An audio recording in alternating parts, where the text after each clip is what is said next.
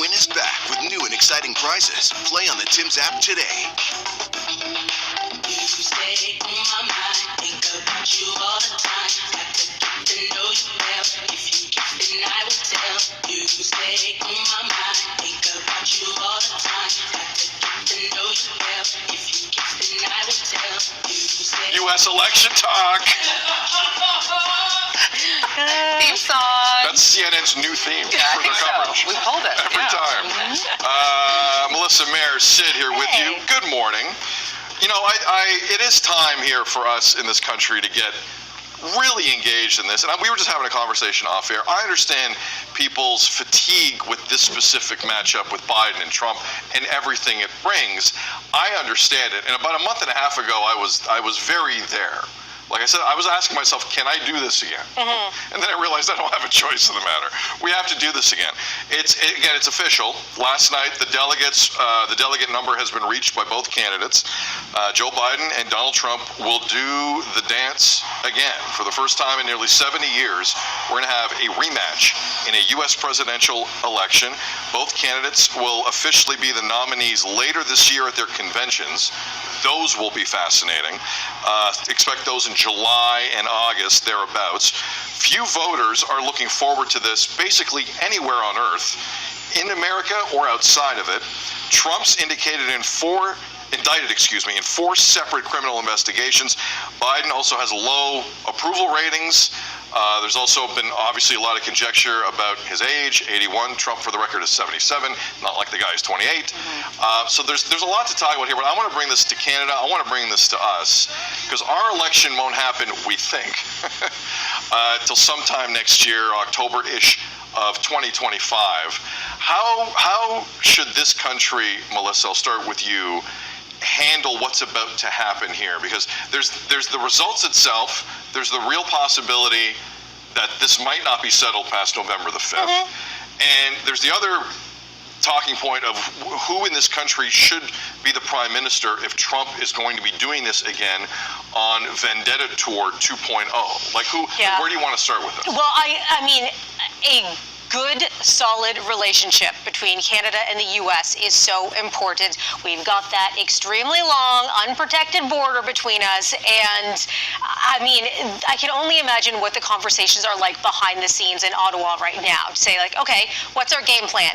Biden's back, or Trump is back in. Two very different people with two very different administrations, and their game plan really has to adjust to both of those scenarios. You know, I was also thinking, you said it was 70 years since we've had a rematch like this, and like the only two people who remember it are Biden and Trump.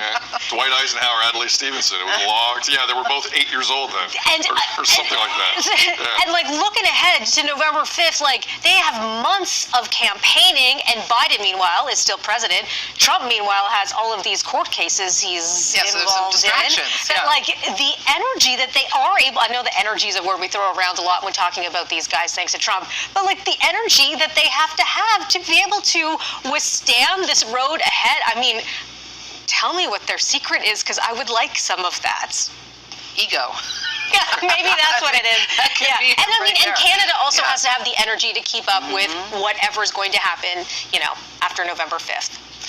I just think it's important to remember too that though, you know, are so entrenched in each other's, you know, cultural systems and even political systems, we have to remember that we are a separate country, and that what is happening there does not necessarily dictate what's happening here. And I think sometimes we blur those lines. I think sometimes, you know, even in my own home, the kids maybe know more about U.S. politics than they do That's in so Canada. True. Yeah. And so I think it's really important. We stand for some really specific things in this country, and I think we need to hold those dear and not just amalgamate everything we're doing with what they're doing, because there's also a tone that's going to happen with this presidential race, which I do not like.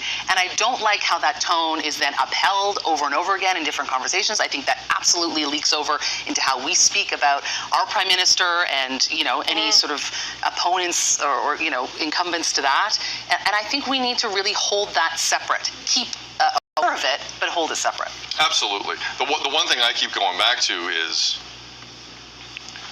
like to go to your point about a relationship with the states, it's not just financial, right? Donald Trump's already said that there's going to be 10% tariff on U.S. imports if he's the president. If you're not paying your grade with NATO for defense spending, you're on your own. That's a direct quote.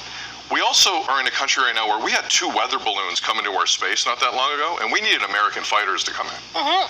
There is chaos in Haiti right now, and there's a lot of people in this country. We have a lot of family down there, specifically around Montreal. And we've been asked to kind of be the point country on trying to rein in the situation, and we basically said to everyone, we can't do it. We don't spend enough on defense. We can't go down there. We need the states in every possible way. And if Donald Trump's president again, I don't know if this federal government right now can handle it. I don't know if Justin Trudeau's up for this. This is going to take a completely different perspective. We have enough issues here at home. He does have experience handling things with Trump. He does, but Trump's coming in. You thought he was turning over tables before. That's my issue. He's going to come in way more emboldened than he was. And I don't know if Justin Trudeau's the person that can bridge that gap. We need this relationship in every possible way. We'll see how it plays out. Look, could be Biden, and Biden's a protectionist too. We have issues with Biden, but I do, as a voter in this country, think about that. And we'll see next year when we go into that election how this plays out. What happens this November will affect next October in this country. Don't tell me it won't. We'll see how it goes. We won't do this every day, I promise. But today's kind of an important day. Today we're setting the table. It's one of the biggest stories of the year, maybe the biggest. Let us know what you think. Feedback at breakfasttelevision.ca. Melissa Duggan's got another news update coming up. Also coming up, are you working from home and feeling disconnected from the office? Ergo, other career opportunities in said office? We've got a career expert here to help you navigate the new world of remote work and try and navigate what you might be missing working at home. More BT coming up.